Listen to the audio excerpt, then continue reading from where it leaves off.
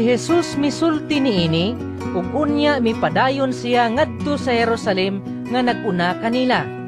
Sa nagkaduol siya sa Betpahi ug Betania, didto sa bungtod sa mga olibo, gipadala niya pag-una ang duha niya katinunan ug gitugon.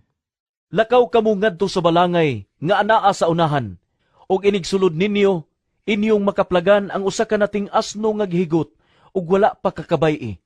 Badbari ninyo kini, ug dad-a dinhi.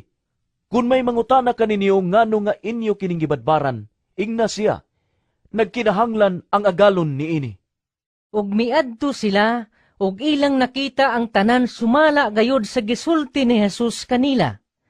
Samtang nagbadbad sila sa asno, nangutana ang mga tag-iya niini. Nganong inyo man kanang gibadbaran? Unya, mitubag sila. Nagkinahanglan niini ang agalon. Ug ilang gidala ang asno ngadto kang Jesus.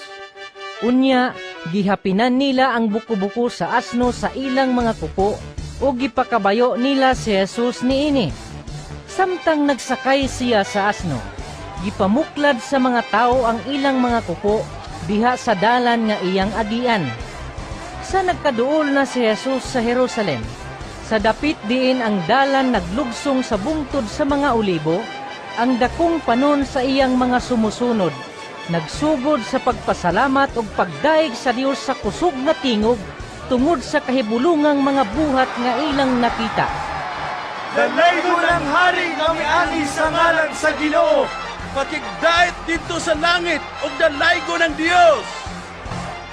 Unya, pipila sa mga pariseo nga diha sa panon, miingon kang Jesus. Magtutudlo, pahiluma ang imong mga tinunan. Si Jesus mitubag kanila. Sultihan ko kamo, nga kung maghilom sila, maninggit ang mga bato.